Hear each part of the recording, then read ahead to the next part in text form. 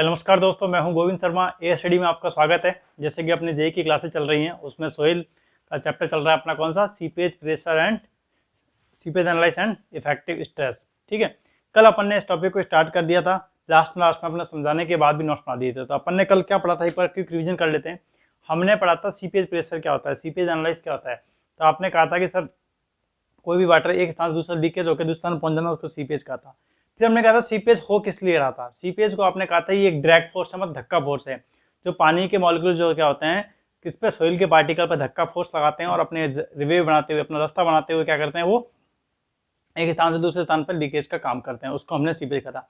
फिर हमने कहा था कि सोइल पार्टिकल में और वाटर के बीच में जो स्ट्रेस लग रहे थे, जो फोर्स लग रहे थे, उनको हमने अलग अलग नाम दिया था।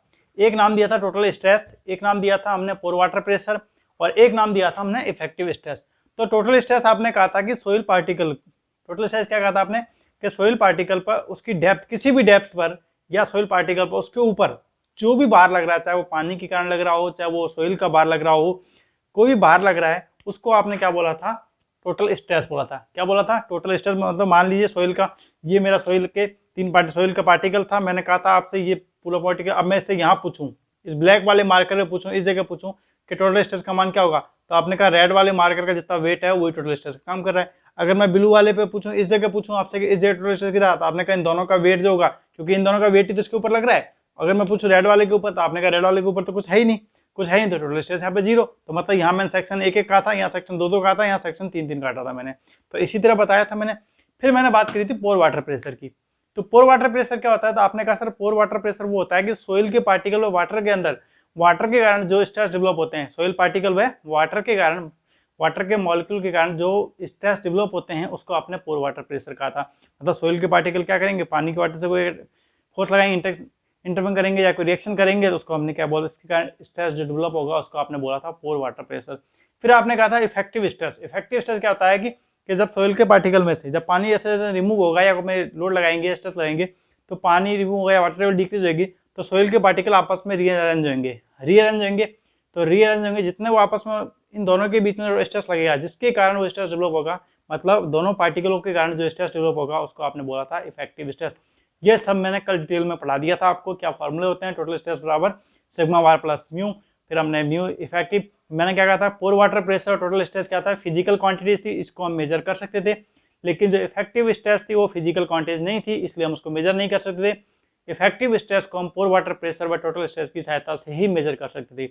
जैसे जैसे वाटर टेबल डिक्रीमेंट हो रहा था, जैसे जैसे वाटर टेबल डिक्रीमेंट हो रहा था, तो टोटल स्ट्रेस का मान भी डिक्रीमेंट हो रहा था और पोर वाटर प्रेशर भी डिक्रीमेंट हो रहा था, लेकिन इफेक्टिव स्ट्रेस हमारा इंक्रीज कर रहा था। वहीं मैं कहूँ जैसे जैसे वाटर टेबल इंक्रीज कर रहा था, वाटर टेबल बढ़ रहा था, तो आपने कहा था वाटर टेबल बढ़ रहा था, टोटल स्ट्रेस भी बढ़ रहा था और पोर वाटर प्रेशर भी बढ़ रहा था, लेकिन इफेक्टिव स्ट्रेस का मान कम हो रहा था। कल अपन ने यहाँ तक कंडीशन पूरी कंप्लीट कर दी थी, यहाँ तक पढ़ लिया था। ठीक है, ये तो हो गया कल तक का क्विक रिवीजन आपका। अब बात करते हैं कि कल से ही पॉइंट से, कल के पॉइंट से उठाऊंगा।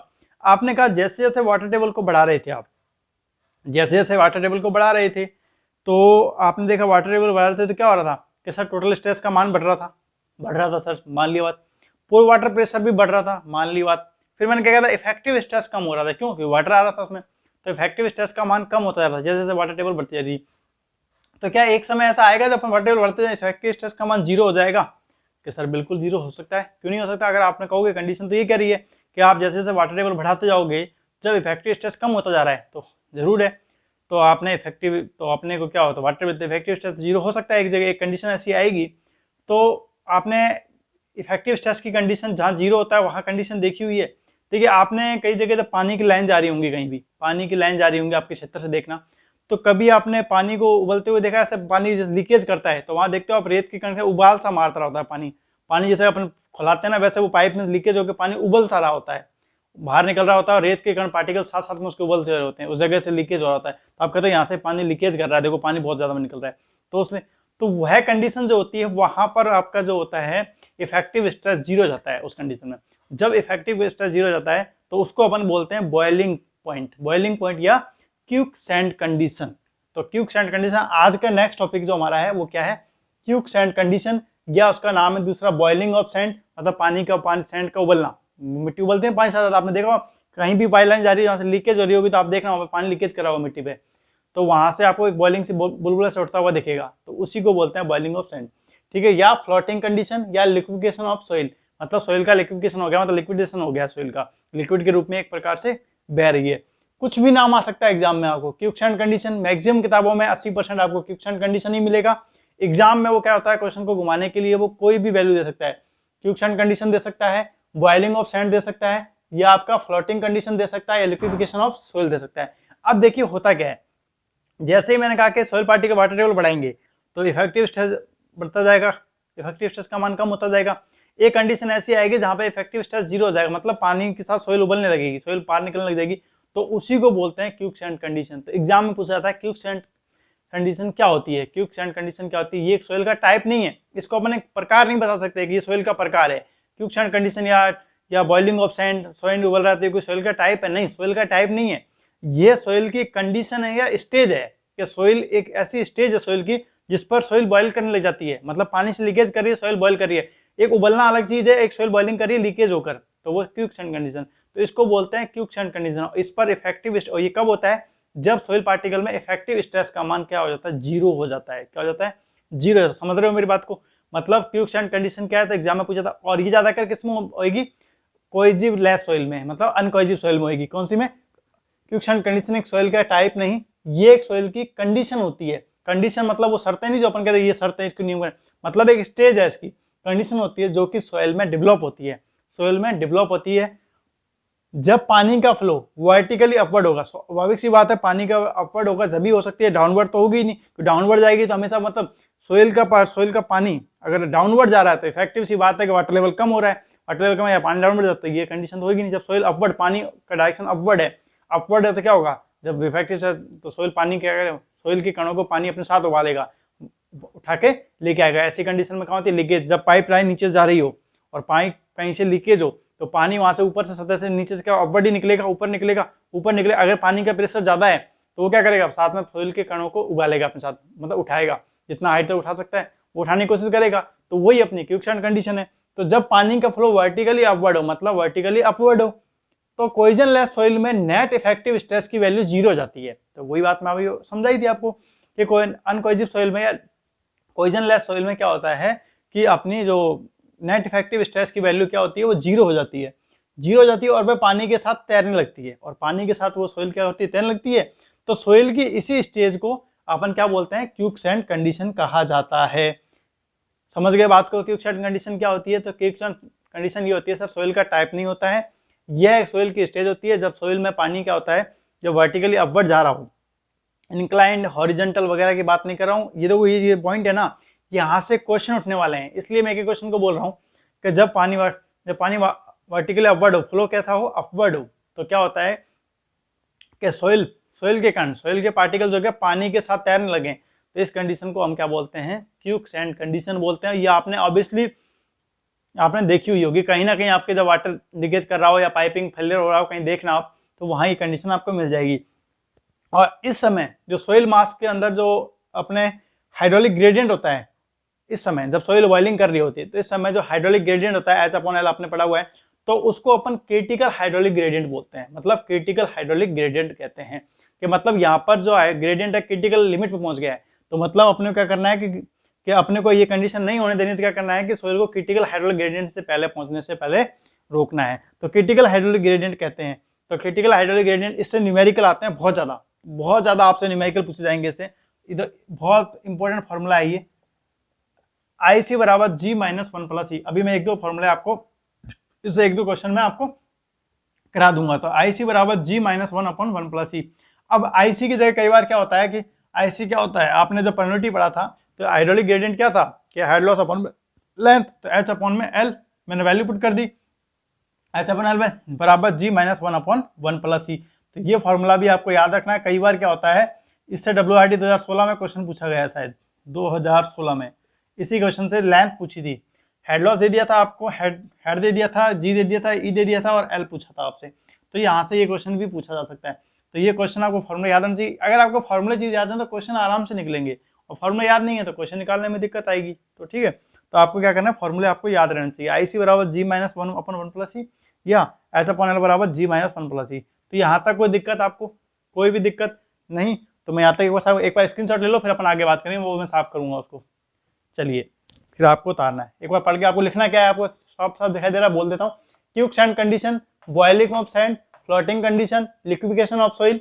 क्यूक सैंड कंडीशन एक सॉइल का टाइप नहीं हो, ये एक सॉइल की कंडीशन होती है जो कि सॉइल में डेवलप होती है जब पानी का फ्लो वर्टिकली अपवर्ड होता है तो कोइजन लेस सॉइल में नेट इफेक्टिव स्ट्रेस की वैल्यू 0 हो जाती है और वह पानी के साथ तैरने लगती है। सॉइल की इसी स्टेज को क्यूक सैंड कंडीशन कहा जाता है और इस समय जो सॉइल मास में जो हाइड्रोलिक ग्रेडियंट होता है उसे क्रिटिकल हाइड्रोलिक ग्रेडियंट कहते हैं।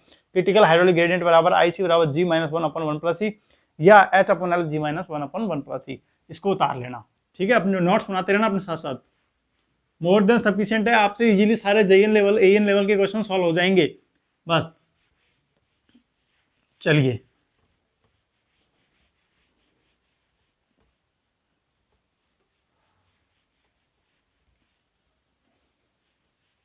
अब बात करते हैं अपन इस चीज की, ये अपनी होगी क्यूक सैंड कंडीशन की। अब ये इसके जो IC बराबर G माइनस 1 जो ये फॉर्मूला था, इसमें H बराबर available head on soil, L बराबर length of thickness of soil, या तो लेंथ बोली जाएगी या थिकनेस ऑफ सॉइल बोली जाएगी। G बराबर स्पेसिफिक ग्रेविटी, E बराबर वॉइड रेशियो, H बराबर क्या है आपका अवेलेबल हेड,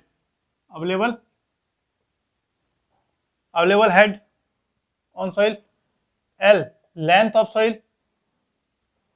सॉइल या थिकनेस ऑफ सॉइल, वहां लिखा हुआ है। G specific gravity, E void ratio. कई बार एग्जाम में वॉइड रेशियो ना देगा, कई बार वॉइड रेशियो ना देके पोरोसिटी देता है क्वेश्चन में। क्या देता है? पोरोसिटी देता है। तो आपको याद रहना चाहिए। आपको जब मैंने प्रॉपर्टीज ऑफ सॉइल पढ़ाए थे, वहां पर मैंने आपको बहुत सारे फॉर्मूले कराए थे। वो फॉर्मूले आपके दिमाग में 24 घंटे चलने चाहिए, चाहे भले ही 3 दिन 4 दिन में एक बार रिवीजन किया करो। तो मेरे से आपसे पोरोसिटी देगा एग्जाम में करने के लिए, ऑब्वियसली बात है 90% वो ई ना देके एन देता है, ई ना देके एन ही देता है वो, ताकि बच्चे ने जबरदस्ती किया, जल्दबाजी में रटा हुआ है तो वो एन का वैल्यू पुट करके गलती कर जाता है। तो एन बराबर क्या होता है? एन बराबर क्या होता है? ई अपॉन में 1 प्लस ई, और ई बराबर क्या होता है? एन अपॉन में 1 माइनस एन। ये फॉर्मूले आपको याद रहने चाहिए। तो एन आप कहां से निकाल लोगे? जब आपको क्या दे रखा है? एन दे रखा है तो आप क्या करोगे? ई निकाल लोगे, और ई दे रखा है तो एन निकाल लोगे आप इससे। तो कोई आपको एन मिलेगा तो आप एन करके क्या करोगे? ई निकाल लोगे, ई यहाँ से निकाल लोगे, और आपको एन देगा तो ई आप निकाल के, आप ई वैल्यू देता है ई तो आपको सीधा पुट करना ही है, और एन देगा तो आपको ई निकाल लेना है, ई बराबर एन अपॉन 1 माइनस एन। बस यहाँ से रखो फॉर्मूले में और वैल्यू पुट करो और आपका काम हो जाएगा आराम से, ठीक है? तो इस चीज का विशेष कर ध्यान रखना, इसलिए कह रहा हूँ क्वेश्चन को ध्यान से पढ़ा करो। आपसे पूछा है कई बार क्रिटिकल हाइड्रोलिक ग्रेडियंट का मान बताइए, जी इतना दे रखा है और एन इतना दे रखा है, बस इतनी वैल्यू पुट देगा। अब आपको एन दे रखा है, ई तो दे ही नहीं रखा, जी और एन दे के ही क्वेश्चन देता है मैक्सिमम क्वेश्चन में, ठीक है? चाहे तो आप वाले ये क्वेश्चन में आपको लिखवा देता हूँ इसके नीचे। इसको करने से पहले एक क्वेश्चन आपको यहाँ तक उतारने के बाद, आप क्या करना, इसको बाद में करना, पहले क्वेश्चन कर लेना आप, मैं आपको एक क्वेश्चन लिखा देता हूँ जो आया हुआ है एग्जाम में, ठीक है? वो क्वेश्चन लिखा देता हूँ मैं आपको, पहले वो क्वेश्चन लिख लो। चलिए पहले एक क्वेश्चन ही कर लेते हैं, इसके बाद ये क्वेश्चन बाद में करना, ये वाला टॉपिक फ्लोनेट वाला टॉपिक लास्ट में करना। ये लिखने के बाद एक क्वेश्चन कर रहे हैं अपन, ठीक है? फाइंड आउट द क्रिटिकल एक क्वेश्चन आया हुआ है बहुत बार, critical hydraulic gradient of soil mass which porosity 40% in specific gravity is 2.65। ये लो, ये आपका क्वेश्चन है, एग्जाम में कई बार आया हुआ है। देखो राइटिंग समझ में नहीं आ रही, कोई बात नहीं, बोल रहा हूं। Find out the critical hydraulic gradient of soil mass which porosity 40%, specific gravity 2.65। अब आपसे क्रिटिकल IC पूछा गया है, तो G माइनस 1 प्लस ई फॉर्मूला होता है। तो G आपको कितना दे रखा है? G आपको दे रखा है 2.65, लेकिन 2.65, लेकिन N दे रखा है आपको एग्जाम में, क्या दे रखा है? 40%, मतलब 0.40 दे रखा है। लेकिन मुझे फॉर्मूले में क्या पुट करना है? ई पुट करना है। तो ई बराबर क्या होता है n अपॉन 1 माइनस एन। तो n की वैल्यू पुट करोगे 0.40, 1 माइनस 0.40, ठीक है। तो यहाँ से मैं ऊपर लिख रहा हूँ 0.40, 0.6, जो गया 4 से 6 गया तो क्या हो गया 6 चौक 24, आपने 0.40 लिखा 36, तो ये आपका आगे 36 4 40। तो इसको सॉल्व करोगे आप सीधा तो वैल्यू पुट कर दोगे, इसकी कितनी आ जाएगी आपके पास 0.66 आ जाएगी, वैल्यू पुट कर दो। फिर IC बराबर क्या हो गया, G कितना है 2.65 माइनस 1, 1 प्लस 0.66, तो 0.65 आ जाएगी, लगभग इसके बराबर है 2.6, 1.65 बचेगा, 1.65 अपॉन 1.65, इसका आंसर आ जाएगा 1। इसको सॉल्व करके देख लेना आप, इसकी वैल्यू 0.65 ही आएगी लगभग।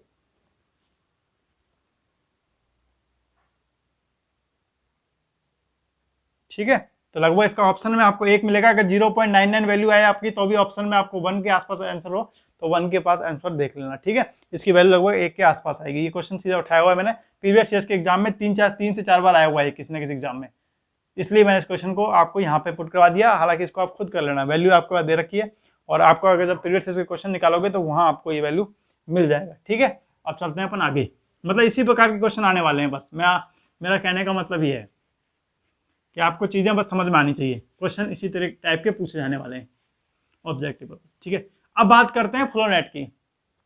फ्लोनेट क्या होता है, देखो फ्लोनेट डायग्राम से आप समझ रहे हो कि सीपीएस से संबंधित कुछ ना कुछ चीज है। ये आपने सीपीएस पढ़ के आए हो, सीपीएस से संबंधित ही है, तो मतलब फ्लोनेट सोइल में सीपीएस एनालाइज करने के लिए जो ग्राफ बनाया जाता है उसे फ्लोनेट कहते हैं।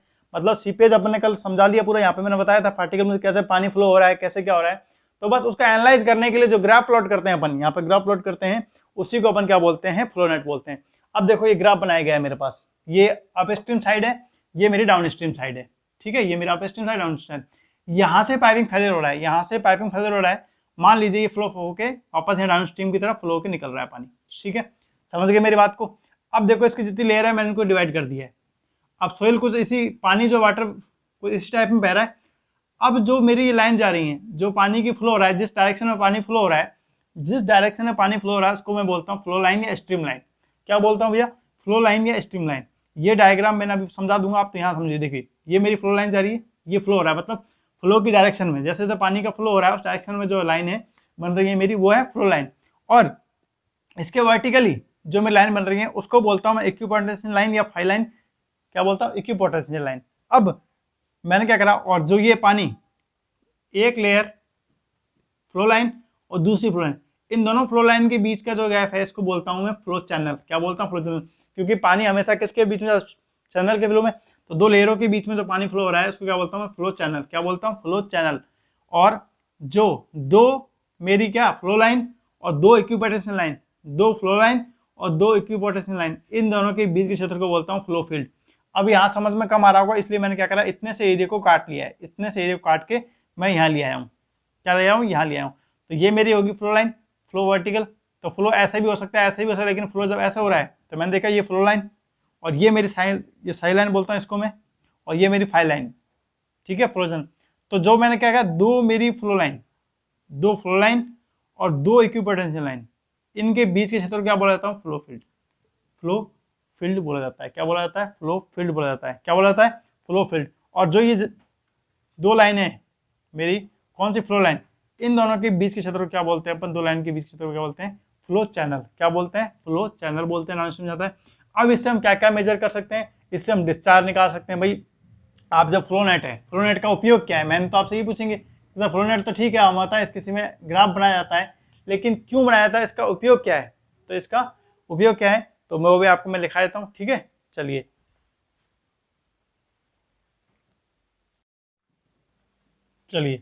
आपने अभी फ्रेटिक लाइन पढ़ लिया, ठीक है, आपने फ्लोनेट पढ़ा, और उसके बाद फ्लोनेट के यूज क्या क्या है, ठीक है, उसके यूज देख लेते हैं। और बाकी ये जितने 10%, अगर आपके 60% अभी समझ में आ गया चीज़ें, 60% चीज़ें समझ में आ गई है, तो 40% जो कल के लेक्चर में अपन क्या करने वाले हैं, नेक्स्ट लेक्चर में अपन परमेबिलिटी, सीपेज और इफेक्टिव स्ट्रेस, तीनों चैप्टर के मिक्स एमसीक्यू करने वाले हैं। क्या करने वाले हैं, मिक्स्ड एमसीक्यू। क्योंकि मैंने आपसे कहा था तीनों चैप्टर के एमसीक्यू आप निकालते हो तभी आपको डाउट आ रहा होगा, और जिन क्वेश्चनों में आपको डाउट आने वाला है उन्हीं क्वेश्चनों को कल मैं वापस कराने वाला हूँ। क्योंकि अभी मुझे पता है कुछ चीज़ें आपकी क्लियर नहीं हो रही होंगी, आप सिर्फ करते हो ठीक है सर हो रहा है, आप करा रहे हो तो याद करना ही पड़ेगा। लेकिन जब कल मैं इन चीज़ों का एमसीक्यू कराऊंगा तो वहाँ आपको 101% चीज़ें क्लियर हो जाएगी, ठीक है। तो इसलिए घबराने की बात नहीं है, जितना आ रहा है मैंने आपको ये कहा है कि आपको 100% आएगा, बस आप साथ जुड़े रहिए, जैसा कह रहा हूँ वैसे करते जाओ, बस आप पढ़ते जाओ और आपसे क्वेश्चन भी कल सॉल्व होंगे, क्योंकि अपने को एमसीक्यू ही निकालने हैं, ठीक है। अब फ्लोनेट के यूज क्या क्या है, calculation the seepage and discharge of soil mass. Soil mass का अपन डिस्चार्ज निकाल सकते हैं, सीपेज निकाल सकते हैं, किससे, फ्लोनेट की सहायता से। कैसे निकाल सकते हैं डिस्चार्ज, Q बराबर KHNF/ND। ये फॉर्मूला बहुत ज्यादा इंपॉर्टेंट है, बहुत ज्यादा, वेरी वेरी मोस्ट है, वेरी वेरी वेरी मोस्ट, बहुत ज्यादा इंपॉर्टेंट है। 101% क्वेश्चन आने के चांस रहते हैं इस चैप्टर से, प्लस या तो सीधा फॉर्मूला ही पूछा जाता है या इससे न्यूमेरिकल ही आता है। तो Q बराबर KHNF/ND। तो NF/ND अगर कई बार क्या होता है, सिर्फ सेफ फैक्टर दे देता है आपको इस क्वेश्चन में कि सेफ फैक्टर देता है, तो NF/ND के रेशियो को सेफ फैक्टर भी कहा जाता है। क्या कहा जाता है, सेफ फैक्टर भी कहा जाता है। Q बराबर क्या है, डिस्चार्ज पर यूनिट टाइम। भाई डिस्चार्ज हमें तो निकालना होता है, डिस्चार्ज तो पूछता एग्जाम में। NF क्या है, नंबर ऑफ फ्लो लाइन, मेरी नंबर ऑफ फ्लो लाइन कितनी है।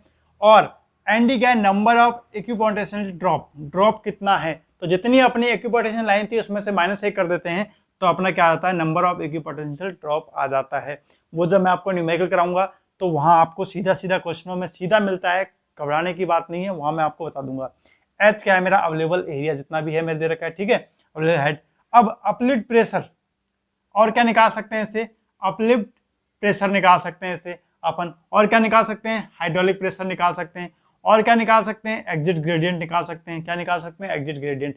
कई बार आपसे पूछ जाएगा फ्लोनेट से, हम फ्लोनेट की सहायता से हम क्या क्या निकाल सकते हैं। तो फ्लोनेट की सहायता से आप uplift pressure, hydraulic pressure, exit gradient और क्वांटिटी ऑफ सोइल मास आप क्या कर सकते हो, निकाल सकते हो। और अपन तो इसमें क्या है, Q बराबर क्या है, discharge per unit time. NF क्या है आपका, number of flow line. ND क्या है आपका, नंबर ऑफ इक्विपोटेंशियल ड्रॉप। और H क्या है आपका, अवेलेबल हेडलाइन, अवेलेबल हेड, ठीक है। तो अपलिफ्ट प्रेशर ज्ञात कर सकते हैं, हाइड्रोलिक प्रेशर ज्ञात कर सकते हैं, एग्जिट ग्रेडियंट ज्ञात कर सकते हैं। यही आपका बस फ्लोनेट के बारे में इतना ही याद करना है आपको। फ्लोनेट के बारे में इतना ही याद करना है, यूज याद करना है। फ्लो लाइन कौन सी होती है, इक्विपोटेंशियल लाइन कौन सी होती है, वो मैंने आपको भी बताई दी थोड़ी देर पहले। अगर आप उनको लिखना चाहते हो तो आप लिख लेना, जैसे जैसे मैंने बताया था वैसे वैसे आप लिख लेना नोट्स को, क्योंकि नोट्स ज्यादा बड़े करने से क्या होता है कि दिक्कत होती है। आप एक बार अभी शुरुआत में अपन क्या अभी जब पढ़ते हैं ना तो अपने को नोट्स बनाने में आनंद आता है कि ठीक है सर ने ये नहीं लिखा रहे, वो नहीं लिखा रहे, उसकी नोट्स देखूँ उसमें सब चीज लिखाई हुई है। लेकिन जब आप इन चीजों को पढ़ के, जब अब मैं समझा दिया मैंने आपको, रोज रिवीजन करोगे तो आपकी चीज दिमाग चलेगी। लेकिन जब last time exam time revision करोगे तो जितने छोटे नोट्स होते हैं उतना जल्दी रिवीजन होता है और अपनी चीजें आने लगती है। इसलिए कहते हैं ना शॉर्ट नोट्स क्यों बनवाते जाते हैं आपसे, ताकि आप एग्जाम टाइम रिवीजन कर सको। तो इसलिए मैं आपको शुरू से ही शॉर्ट नोट्स लेके चल रहा हूँ, इंपॉर्टेंट चीजें। आप सवाल निकालिए, आपसे सवाल निकलेंगे, बस ये क्लियर है। आपको नोट्स दूसरा थोड़ी देने हैं कि भाई वो देखेगा तो उसको कैसे पता चलेगा फ्लो लाइन क्या होती है, इक्विपोटेंशियल ड्रॉप क्या होती है। मैंने तो कहीं मेंशन ही नहीं कर रखा, ना इक्विपोटेंशियल लाइन बता रखी है, ना हिंदी में लिख रखा है उसके बारे में कि वो कौन से, वो अरे वो उसकी प्रॉब्लम है, वो आपकी प्रॉब्लम नहीं है, वो उसकी प्रॉब्लम है, वो हैंडल करेगा, कैसे करेगा। आपको चीज आ रही है ना, बस आपके लिए सफिशिएंट है, ठीक है। Number of flow line, number of equipotential drop, available heads, uplift pressure, hydraulic agent, इससे क्वेश्चन बहुत आता है। फ्लो नेट निकाला जा सकता है, आपसे 3 दे देगा, इनमें से चौथा बोल देगा उपरोक्त सभी, या इन 3 के अलावा कुछ नई चीज दे देगा, इनमें से नहीं निकाला जाता है। तो ध्यान रखना, exit gradient, hydraulic pressure, uplift pressure और क्वांटिटी डिस्चार्ज सोइल सीपेज हम निकाल सकते हैं किससे, फ्लो नेट की सहायता से। अब एक फ्रेटिक लाइन, एक नई चीज है फ्रेटिक लाइन। फ्रेटिक लाइन क्या होती है, देखो upstream side downstream line dam है, सिंपल सी भाषा में समझ लीजिए, आपको मैं समझा देता हूँ। ये सब चीज आपको याद रखने के लिख लेना, बस आपको समझा देता हूँ आपको, तो 1 मिनट में आपको पूरी कहानी समझ में आ जाएगी। देखो पूरी, चलिए फ्रेटिक लाइन होती क्या है। मान लीजिए डैम से मेरा सोइल निकल पानी बह रहा है, ये फ्लो लाइन है। जो इसकी टॉप मोस्ट लेयर होती है, टॉप मोस्ट लेयर होती है, टॉप मोस्ट लेयर होती है ना, पानी फ्लो होएगा तो उसकी टॉप मोस्ट लेयर तो होगी। तो टॉप मोस्ट लेयर के नीचे वाला हिस्सा कैसा होगा, आपको इसका सैचुरेटेड, क्योंकि यहाँ से पानी बह रहा है, सैचुरेटेड। और टॉप मोस्ट के ऊपर वाला हिस्सा कैसा होगा, आपको इसका ड्राई, क्योंकि यहाँ पानी नहीं है। भाई जब पानी की धार चल रही है, मान लो 1 2 3 4 5 ये चल रही है। अब मैं कहूँ टॉप मोस्ट लेयर जा रही है, टॉप मोस्ट लेयर जा रही है। अब मैं कहूँ इसके ऊपर वाला हिस्सा कैसा है, आपको इसका ड्राई है, अभी इसलिए बात है। इसके टॉप मोस्ट लेयर के नीचे वाला हिस्सा कैसा है, सैचुरेटेड, जिसमें पानी भरा हुआ है, सैचुरेटेड है। तो जो ये लाइन होती है ना, इसको, इसी को बोलते हैं फ्रेटिक लाइन। तो सर इसको डिफाइन कैसे करें, कि वो फ्लो लाइन जिसके अपसाइड ड्राई हो और सजे 2 हिस्सों में बांटती हो। जो सैचुरेटेड और ड्राई को, जिस वो लाइन जो डैम के फ्लो को दो हिस्सों में बांट रही है, तो सैचुरेटेड हिस्से में और एक ड्राई स्टेज में, उसी को बोलते हैं हम फ्रेटिक लाइन। बस खत्म। अब फ्रेटिक लाइन जो होती है उसका शेप कैसा होता है? आपने कहा सर पैराबोलिक, आपने कहा सर कैसा? पैराबोलिक। बस इतनी सी फ्रेटिक लाइन है, खत्म। देख लो ये लिखा है अर्थन डैम में टॉप मोस्ट लाइन जो इस डैम को दो पार्ट में डिवाइड करती है, सैचुरेटेड एंड ड्राई में डिवाइड करती है। अर्थात अर्थन डैम में फ्रेटिक लाइन में नीचे का भाग सैचुरेटेड होता है, ऊपर का भाग ड्राई होता है, उसे फ्रेटिक लाइन कहते हैं। फ्रेटिक लाइन की शेप अप्रॉक्सीमेटली पैराबोला होती है। बताओ, चैप्टर खत्म आपका। Seepage and effective stress, permittivity, तीनों चैप्टर खत्म हो चुके हैं। अब कल अपन इसके क्या करेंगे, क्वेश्चन निकालेंगे मिक्स एमसीक्यू। इसके करेंगे मिक्स एमसीक्यू, जिससे आपके जो 10-20% जो डाउट आपके दिमाग में घूम रहे हैं, जो आपको परेशान कर रहे हैं, जो आपसे क्वेश्चन सॉल्व नहीं हो रहे हैं, अब आप तीनों के परमिटिविटी के, सीपीएच के और इफेक्टिव स्ट्रेस के क्वेश्चनों को निकालना स्टार्ट कर दीजिए। अब आप निकाल सकते हो। अब ना आपसे परमिटिविटी का कोई चैप्टर क्वेश्चन रुकेगा, ना आपसे कोई इसका सीपीएच का क्वेश्चन रुकेगा।